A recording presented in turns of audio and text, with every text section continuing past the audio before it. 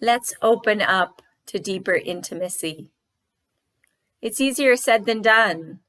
It's like standing on a rocky cliff overlooking the vast ocean at night, knowing there is an ecstasy in plunging in, but fearing that you could be annihilated, destroyed, you could drown, you could lose yourself completely.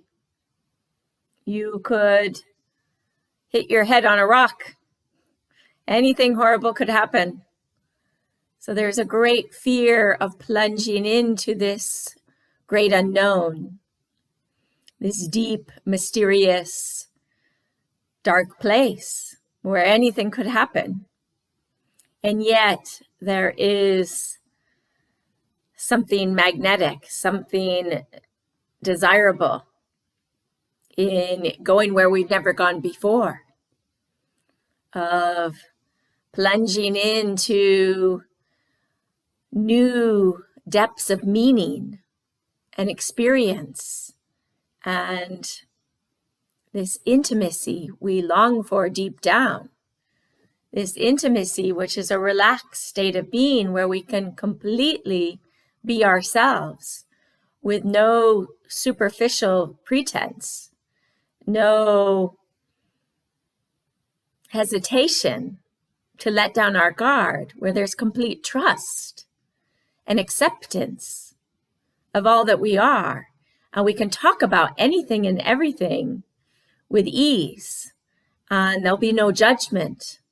There'll be no critique, where we can just be in the presence of the beloved and be in unconditional love, the ocean of devotion and love. This is this innermost urge and longing that calls us to seek the soulmate, the twin flame, the companion for life. But how do we take the risk of going there? What is required of us? And how can we survive going into the depths? How can we breathe? How can we swim? How can we stay underwater for that long in that deep, unconscious, unknowing place? So let me give you a few tips from experience in my many, many decades of relationship exploration and in my work with counseling people over the decades as well. I've come to discover how to be in intimacy without fear. Because fear, of course, is what primarily blocks us from deep intimacy. So as we step off the cliff into that deep abyss of emotion, we hesitate and we often want to run the other way because we fear we will get hurt.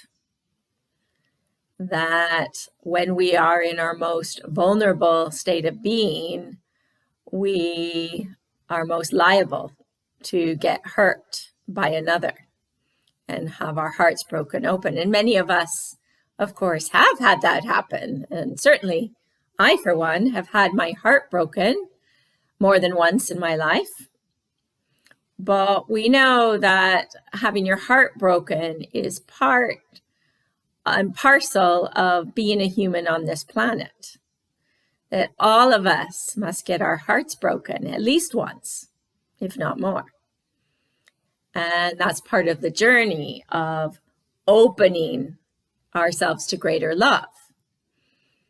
When our heart's broken open, if we don't shut it down again and guard and block and become brittle and contracted in our protection of that heart, if we're brave enough to open up again, to forgive the past, and open our hearts again to receiving the love, we have a chance to come into deeper intimacy, a very good chance.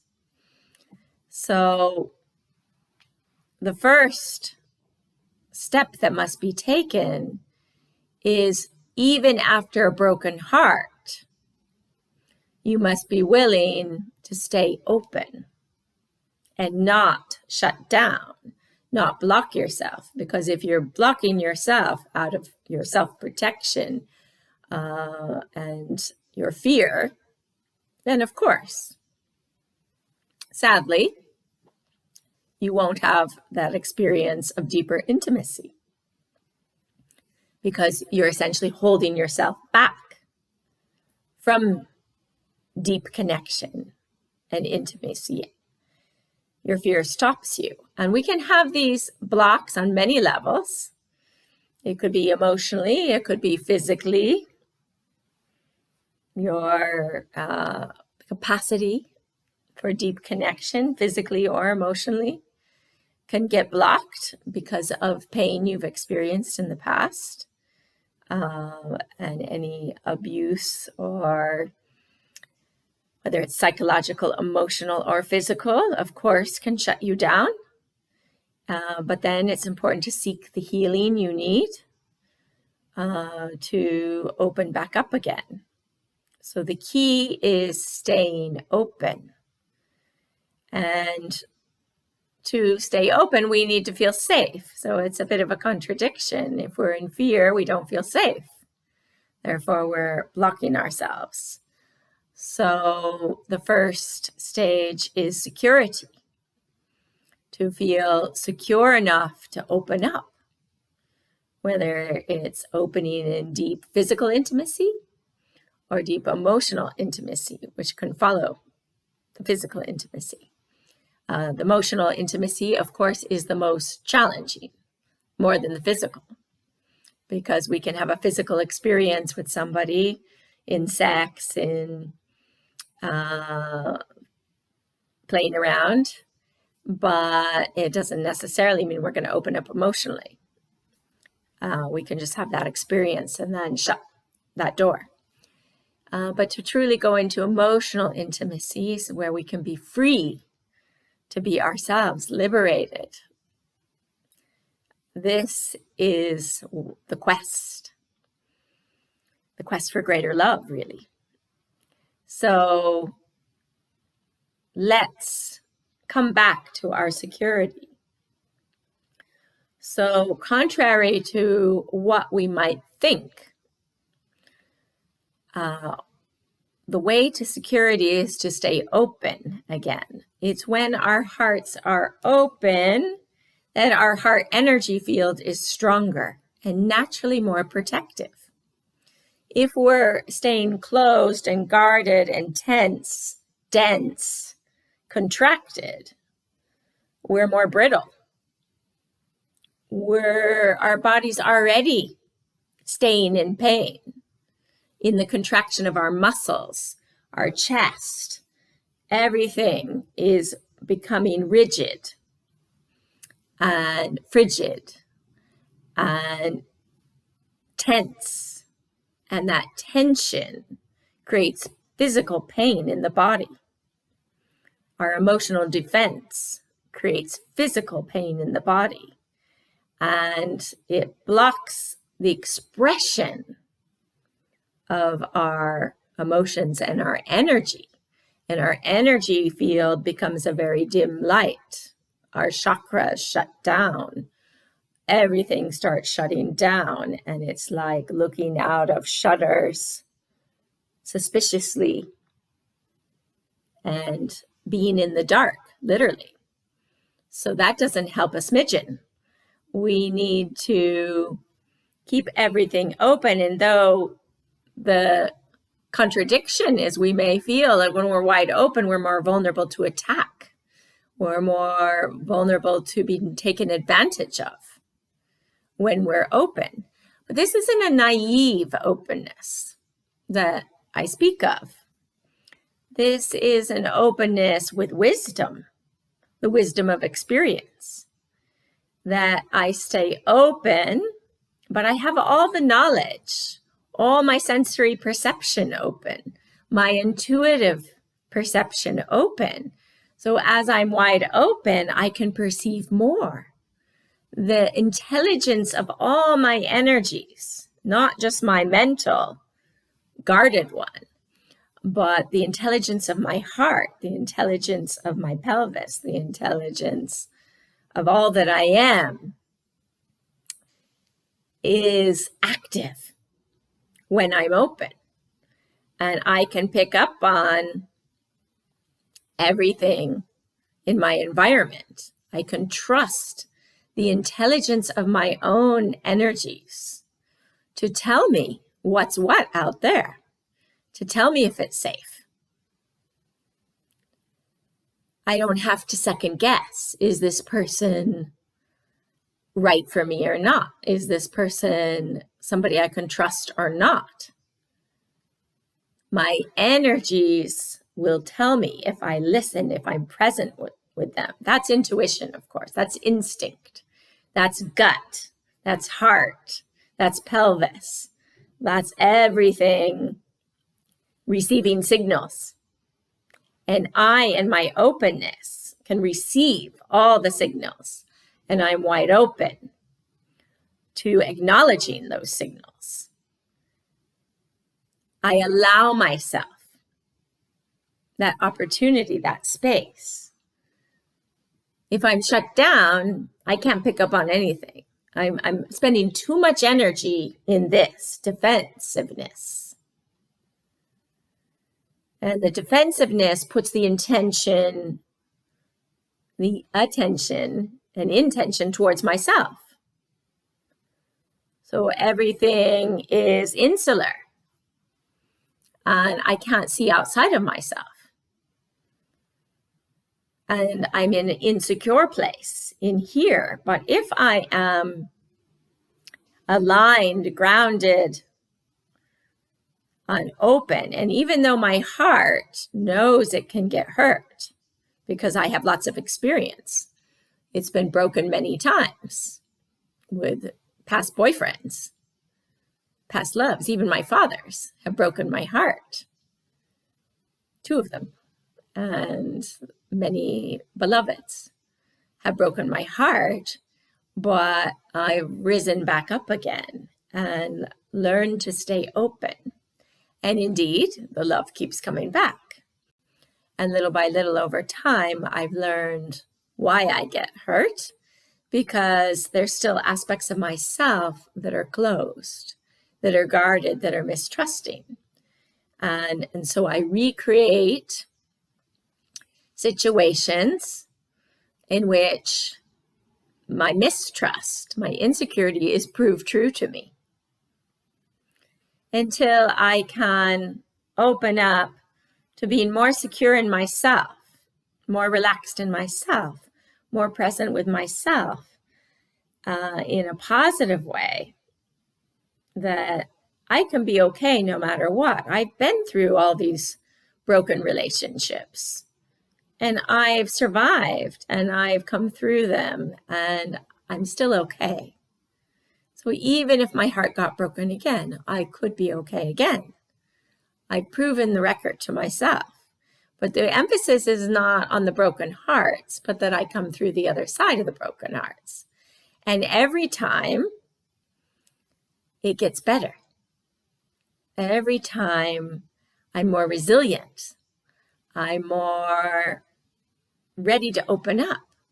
And at this stage in my relationship exploration, I'm going deeper than I've ever gone before with my beloved, and more open and more content than ever before, because of my willingness to stay open and to keep opening new doors into my being, new discoveries about myself, to go where I've never gone before, with courage, with bravery, to keep my heart and my mind open and my sexuality open, everything open to new exploration, new discovery. And so this opening up allows a deeper and deeper exploration with a beloved, because as I or yourself opens up, it gives permission to the other, the beloved, to open up more too, as there's more acceptance in the self and more openness in the self. That gets mirrored back with the beloved, that they also have permission to open up and relax into the deeper intimacy, into the deeper connection, that they also feel safer to do so.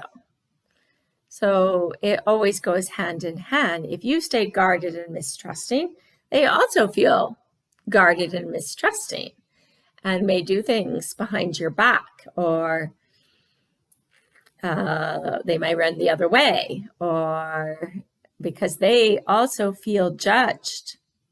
They feel judged by your mistrust. They feel judged by your insecurity, just as you're judging them or insecure about them. And they begin to feel insecure, even if they don't admit it, even if they seem very confident and nonchalant, like they don't care.